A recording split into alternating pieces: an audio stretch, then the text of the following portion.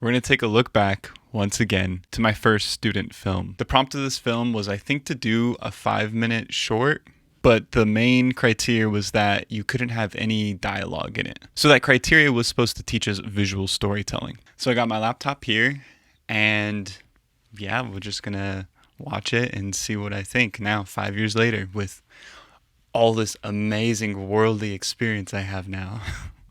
And here we go.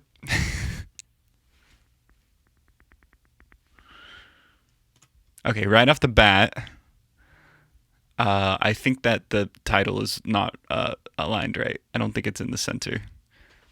Yeah, I think it's a little bit to the right.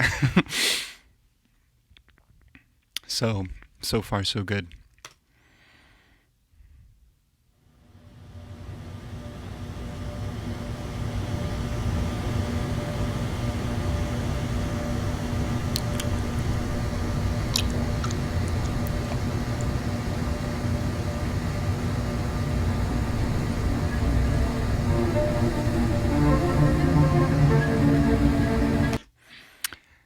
Yeah, so for me, it was really important to have good sound in this. A big problem with a lot of student films is sound quality. A big problem with any film is sound quality.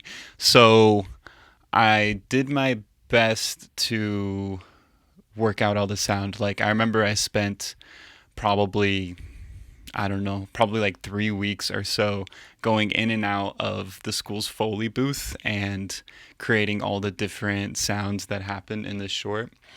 And also like try to create a sense of room tone. Like we added that like under that hiss that you hear underneath because I wanted it to feel really quiet and sterile. Um, I mean, it's still the sound quality isn't great. Like you feel like you're right next to everything because the attention to like the reverb isn't there, and the attention to all the different things that make a sound not feel like you just recorded that one element and put it in. We didn't have necessarily enough time to figure all those different sounds out. Or figure out how to do all that crazy stuff. and I don't think we had anyone on our team that was specifically that far along in understanding sound. But yeah, I think considering, you know, it was one of the better sound design films that came out in the showcase that year.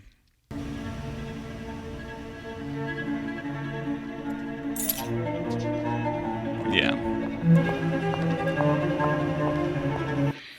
And then so the location that I found, the location that says like with the big got teeth keep them, like that was all part of the location. And what I did is I just called again every dentist within like a 5 mile radius of the school. And luckily these people were like totally game, like they were totally helpful. They let us rent out this whole office, I think like on a Saturday for the whole day for like $100. And I had to fund this film myself. So I think we spent like 600 or so dollars getting all the props together and getting a location and getting anything else we needed, like food on the day. And it came out of my pocket. The school didn't supply any funds for the film, but they did supply lighting equipment, which was helpful. But yeah, so this was as is. Like this dentist office literally just says in big ass letters like that, dentist, and then got teeth keep them.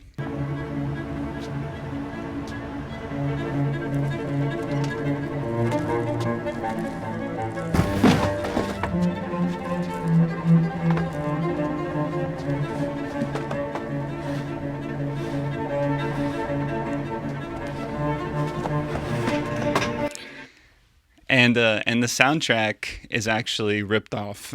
I ripped that off from a Paul Thomas Anderson movie. I forget which one. Uh, which one did I rip it off? Probably like There Will Be Blood or something. Let me see. Yep, There Will Be Blood. That great cello. But it's also in The Place Beyond the Pines and Mr. Nobody. So It wasn't just me that ripped it off. And this pan shot uh, was something that, like, you'll see this throughout. Like, I'm just like, I'm so focused on style in this. Like, I just want to do cool shots. Um, Me and the DP, who's also my girlfriend, we worked out these shots a long time in advance. And for me, I just try to copy a lot of different things, like, and you can see, like, there will be blood influence in the sort of pacing of it. Um, and the shot types are pulled a lot from, like, Scorsese films. Not trying to compare myself in any sense. I'm just saying, like, my inspiration came from that.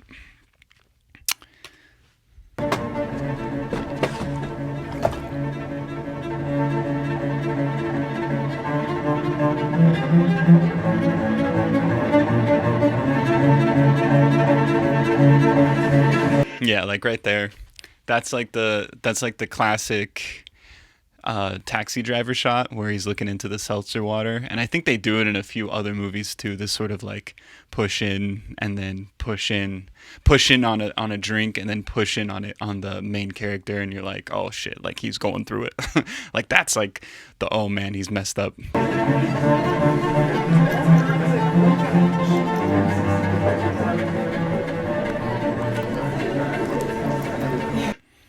So that head was actually made by the production designer Sean Geistifer, and he spent like two grueling nights, like all night, preparing that for us. And he like built it and sculpted it and molded it, and it was cool. I mean, I was trying to find like the actual heads that they use, because they do use them. Like I'll put some up.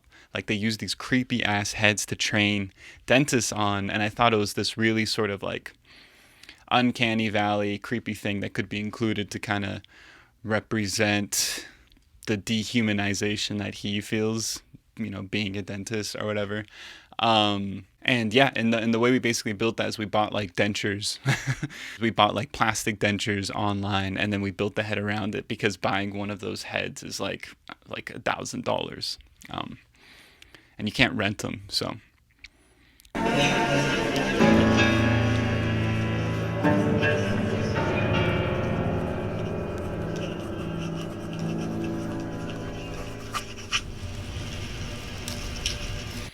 yeah, like when I was editing this, I went through so many different versions. It used to be chronological, where you would kind of see him like grow up and then enter his dentistry, and it didn't work, so I had to do this kind of non-linear thing. And the focus on sound really helped me make that story work, because it wouldn't have worked without using sound to take us in and out of the present and the past. I don't think it's the best storytelling by any measure. When you're making a student film, you're just trying to experiment and try all these different things. And for me, of course, like I wanted to play with nonlinear storytelling. And yeah, and so that's what came out of it, and it helped to edit a lot.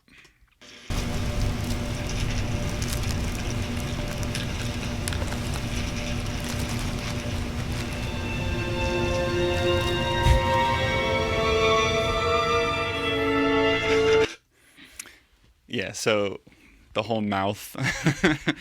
The reason I picked a dentist for a story that's supposed to have no dialogue is because, very practically, dentists, like, they always have stuff on their face covering them, masks. This is before COVID, but like they always have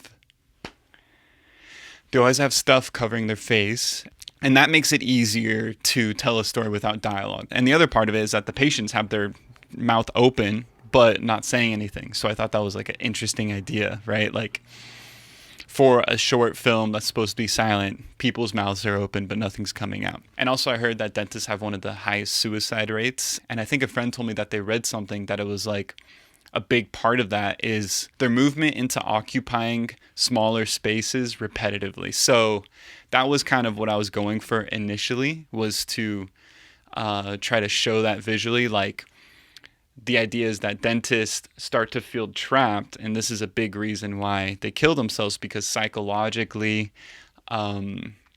you move from your home to your car to a mouth, and that continuously narrowing makes a person feel very isolated. I didn't successfully execute that here, but that was kind of like the catalyst for the story.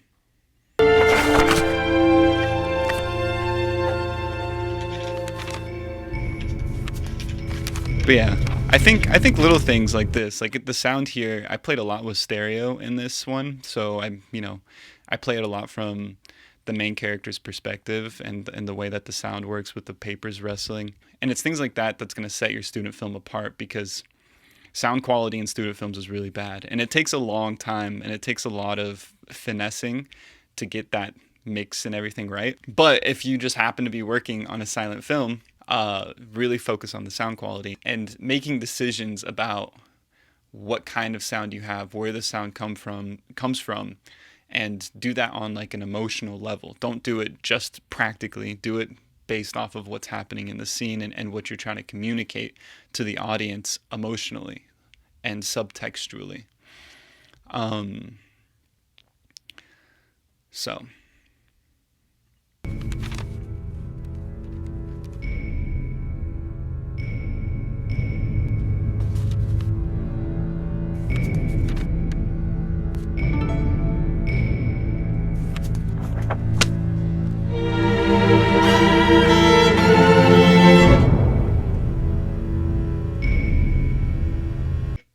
So yeah, you can see how much fun I was having with selecting shot types and camera movement. Like I was so focused on good camera movement and good shot types that I let the story kind of fall through, because I think I didn't really understand story, but I did have a little bit of a grasp of what a shot can communicate, and so I just kind of played to my strengths because I didn't know how to write. um, but yeah, like you have like this like really tight shot on the cheater or the people cheating, right? And that kind of represents Armand's perspective, and it's very tense because it's so tight and it's such a long shot. And then you have these crazy moves on Armand, the lead character Armand, my friend. Everyone is in this is like my friend. Like it's kind of what you have to do. You can't really pay people yet. So so yeah, as you can see, like the editing, the lighting, um, and the shot type were what I played into. Um, yeah.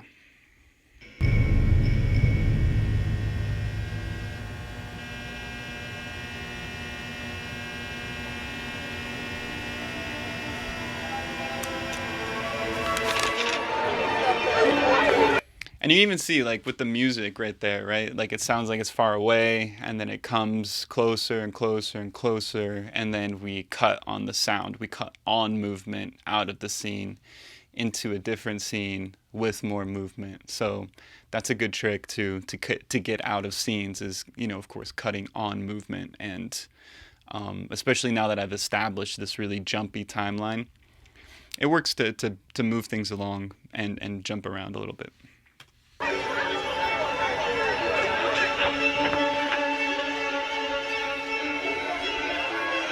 And this was a fun day. I think this when we shot this was the last day of shooting, and of course I put myself in it because I don't know, because I wanted to be in it, and these guys are my friends. Yeah, this is Armand. The main character's name is Armand, and he's my very good friend and a very talented actor. And the funny thing about this is I didn't know this at this time, but my friend Armand is now studying to be a dentist, actually. So yeah, now he's actually studying to be a dentist, and he still acts. So it's pretty cool. Not saying that I had anything to do with that, just saying it's funny.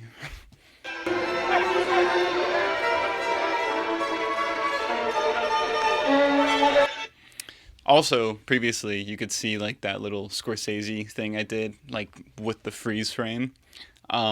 That's something that, again, I was just trying to, I don't know, see if it could work. And I think it kind of brought this sort of nostalgic feeling. And also, if you notice, the camera is different. So I shot this on my 5D Mark II.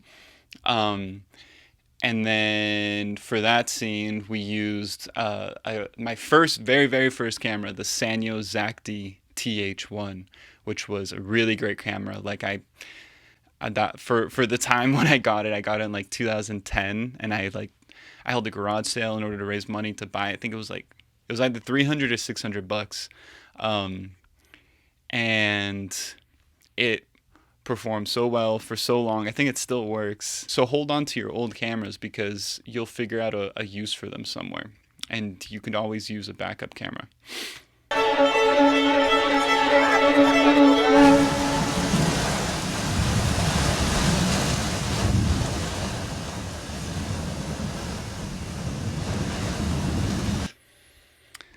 Yeah, and lighting was really important to me, of course, and that's another thing that's going to set a student film apart is how good is your lighting. Of course, like the composition has to be on point, but I think that comes with practice and is sort of and is really that comes with practice and becomes intuitive very quickly, whereas lighting is one of those things that doesn't necessarily come intuitive quickly. It's something that you have to really experiment with and figure out. And we had an amazing gaffer on the shoot, Nico, and of course amazing DP Laura, to make this all look so good. But yeah, again, like lighting was something that was a big focus of mine, and I wanted it, and I knew that that would like come through here. And then also like what sells this scene a little bit is just you get a sense of place, I guess, because you hear the rain and the colors match the rain and the lighting matches the rain, and you get a little sense of desperation here. So I think that's kind of cool.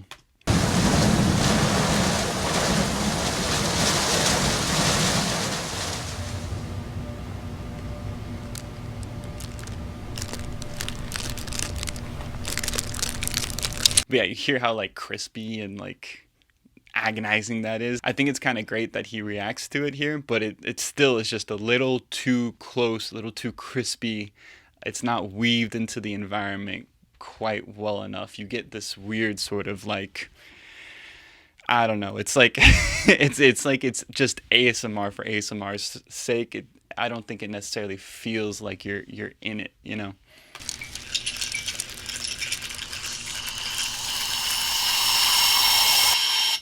But I do want to say, like, look at this lighting. Like, that's great lighting. Composition looks good. You know, like, it's like a good shot.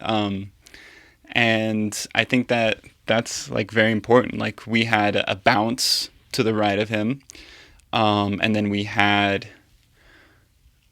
I think we had a light outside where the blinds are, and we might have had a bounce to the left of him just to give him a little fill.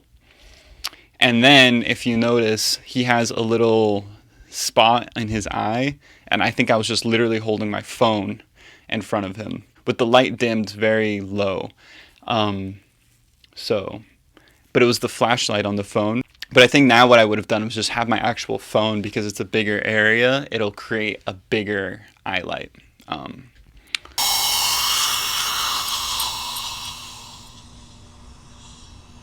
Yeah, and that's another thing. So like since we got this location for like $150, it really gave a sense of place. And that's something that I think a lot of student films miss. A lot of films in general miss, at every level, is you really need to have a sense of place. You need to feel like you're in an environment. The setting has to be established. And we kind of did that here. We were able to lock down this, great location that came fully decked out with like all these tools that they let us use, and all of that. Like, this was not props, this was just what was on location, and it adds to it, like it's not great, but for a student film with, I think we spent like $600 on this, it gave a lot of production value to it. So take advantage of that in your location searches. Do the work up front to find a location that can offer a lot more than just the set, if they can offer props, if they can offer extras, even if they can offer equipment, if they can offer wardrobe, if they can offer lighting, like there's a lot of different ways to use this. I think we even use the, if you look in the left corner, I think we even put a CTB on the overhead lamp that you use to look into a person's mouth and use that as a light for a portion of it, especially when we're looking at the actual patients. So it's just stuff like that that's really useful on a student film when you have absolutely no budget, or are useful on any film that has no budget. The location can really add to the work for very cheap.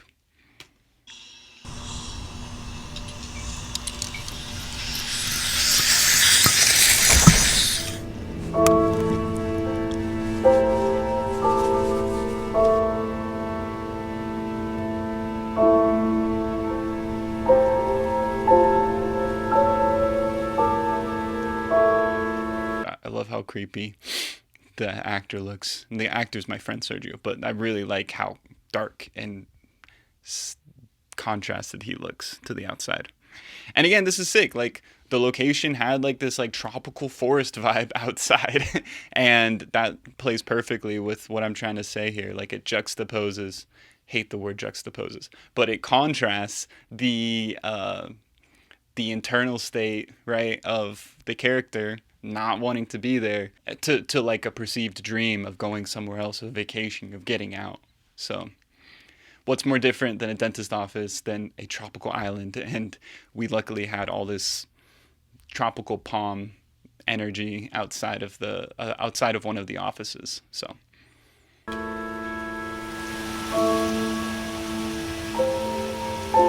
and then I continue to play up that with the sound of palms in the wind, so I added that in afterwards. And also, no sound in the short was captured on set. Every single sound was added in later using Pro Tools. So, but I use Logic now. Basically does the same thing.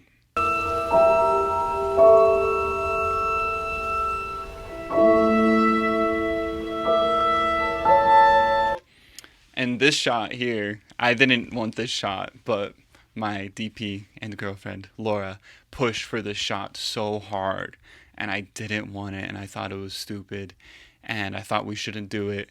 And she kept pushing, and she got the shot. And in the edit, this shot literally saved the whole short. Like, without this shot, the whole rhythm was off.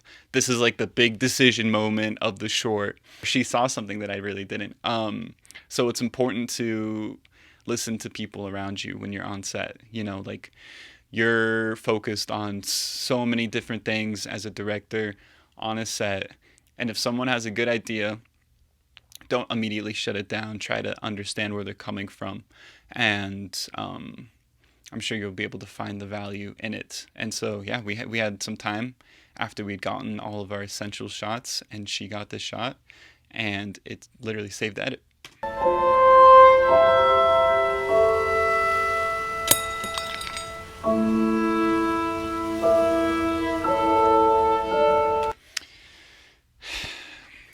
Had to do a single tear. I don't know why, but I just had to do the single tear. What can I say?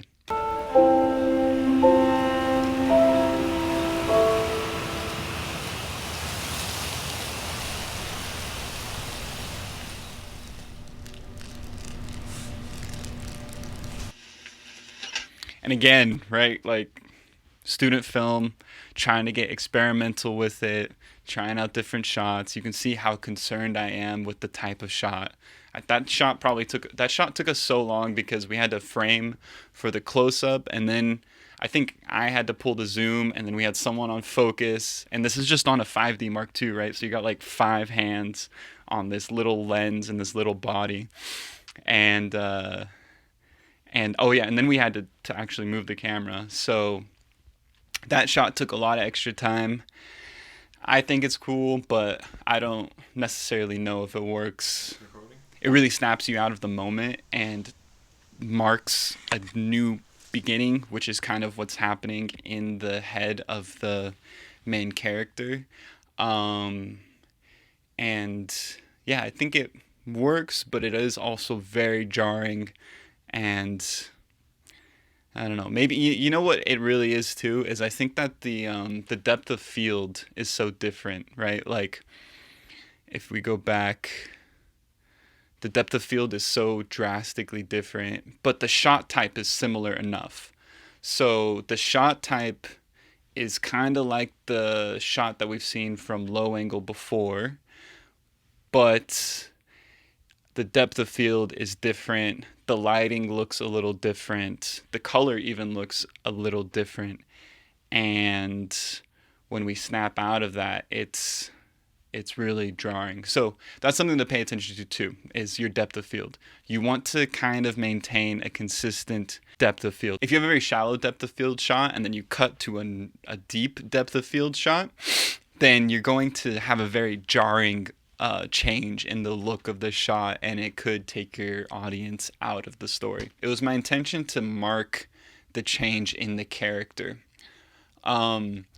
But I think I took it too far, and we're just kind of out of the story because of how drastic that shot is. We're like confused. So to me, I think that zoom could still happen if the depth of field was the same, and if the lighting matched a little better, and if the color matched a little better, and maybe if the angle were a little bit more different from the previous shot. Then we would have still been in the story, and it would have marked the character change instead of taking us both out of the character change and out of the story. So,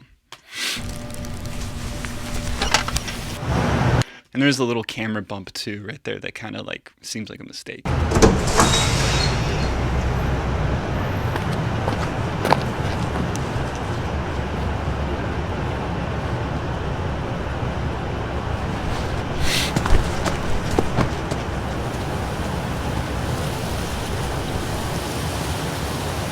But yeah, like here again, you can hear the palm fronds. You can also hear the like hum of the dentist's office, and it's cool because you can kind of see like on the ground the palm fronds like moving. So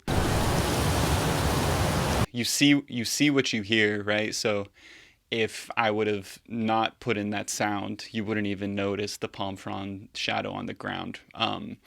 So if you're trying to highlight an element of your shot that isn't necessarily framed in an obvious way, like it's not in the center, it's not contrasted enough, the shape is weird, right? You can use sound in order to draw attention to whatever that is if it serves the story and it serves the moment. So that's what I did here that I think was kind of cool. None of the sound in this short was captured on set. This is all added afterwards and all created afterwards too.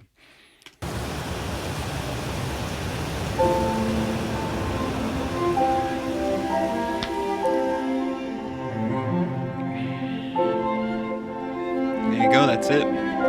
Also, something that I remember when we showed this afterwards that I was complimented on was having good titles. So that's another really cheap thing that you could do to add production value to your student short or ultra low budget work is understanding a little bit about graphic design and titles. If you're a one-person team, trying to put all these things together, titles look good, add an element of quality. So that could be useful. So spend time on those titles, make your transitions good, It's hard to judge this because I think that story-wise, I've learned so much since I made this, The story is, in my opinion, not good, right? The story centers around this very passive character. Things are just happening to him, right? Or he's just going with the flow, and then he decides to become active at the very end. My strategy was that if you're writing a short story, you have to first have a grasp of how story works, how things like a character arc works and 3-act structure, all that classical storytelling stuff, right? Which is pretty huge and complicated, but you have to have a basic grasp of that. And then from there, you start removing things that serve whatever idea you have, because you cannot try to fit everything that happens in 3-act storytelling into a short film that's like 20 or less minutes. You have to make a lot of hard decisions and cut things out of it.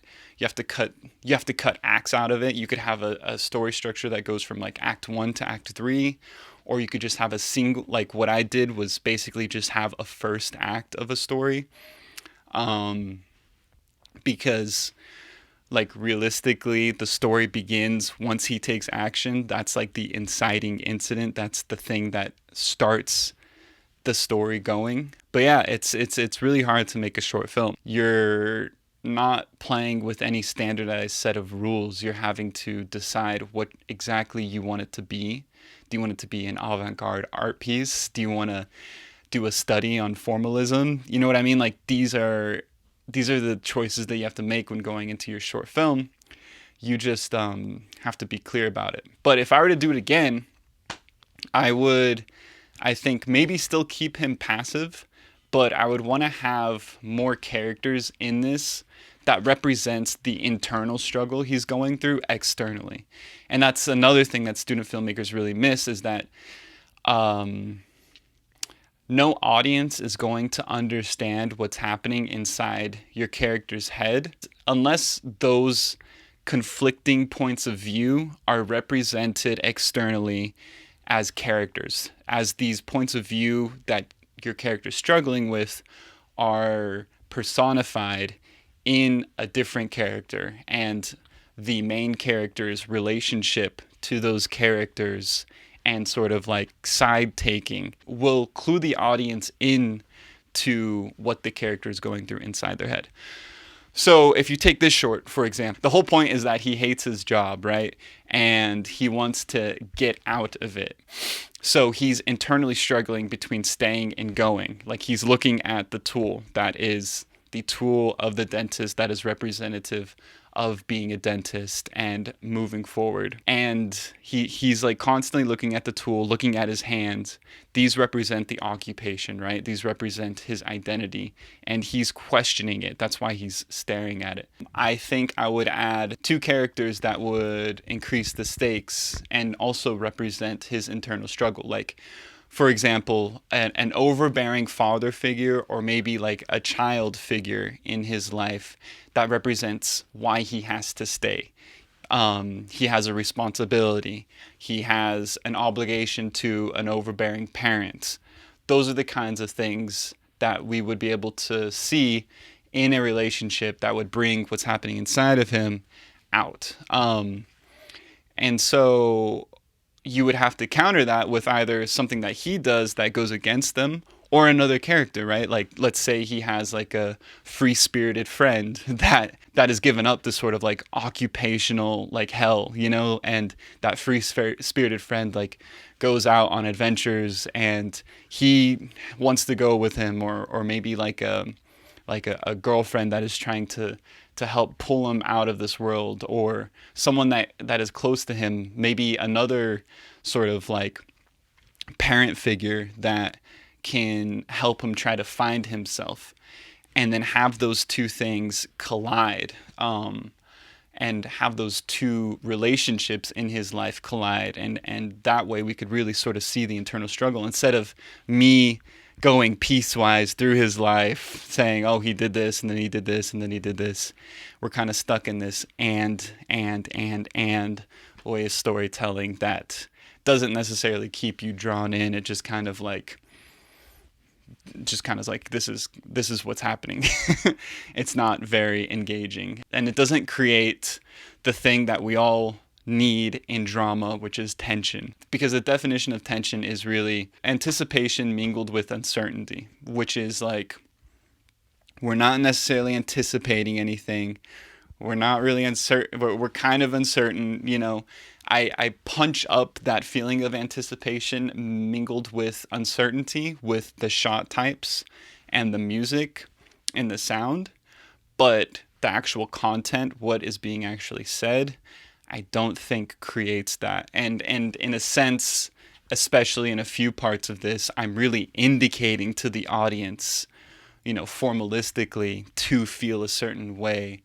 But I don't think I necessarily earn it, right? I'm kind of like pushing the envelope with things like camera movement and sound and music in order to create the feeling, but not really accomplishing it in the story. And also another thing that helps with creating that anticipation mingled with uncertainty is having a more active character. He is super passive in this, and if he were more active, it would work better. You know, if he had made decisions throughout his life instead of we just see him going through the motions.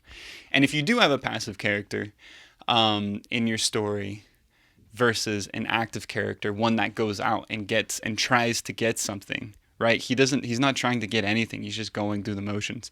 But if you have a more active character, that'll help automatically create tension. It's just kind of built in because you know what they want and the obstacles stop them, right?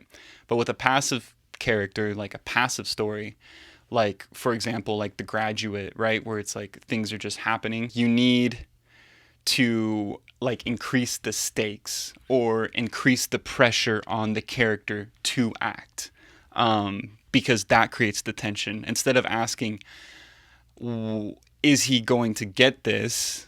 Is the character going to get the thing that they desire? We start asking the question, is the character going to do anything at all? And the more pressure that is on the character, the more we ask that question, like, are they going to even do anything? And you can get your attention that way. So anyway, I think like from a cinematography standpoint, from a sound design standpoint, from a very technical standpoint, this project's pretty good for a student film. You know, like it has a lot going for it. Story wise, not so much. And I think the performances are good. Like I think Armand really pulled it off here. I mean, he didn't really have anything to play against, and he was able to create this, you know, sense of despair that really worked.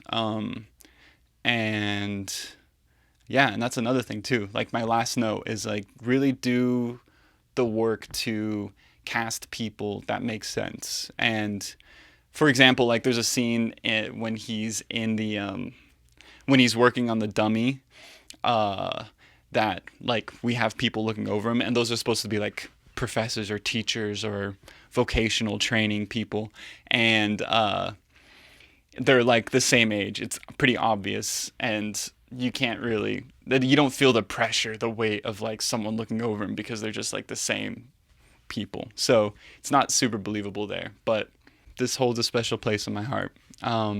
Had a lot of fun making it and had a lot of fun showing it when we showed it at the showcase. And anyway, that's kind of like my advice to student filmmakers / critique of my first student film. Let me know if you like it, and don't forget to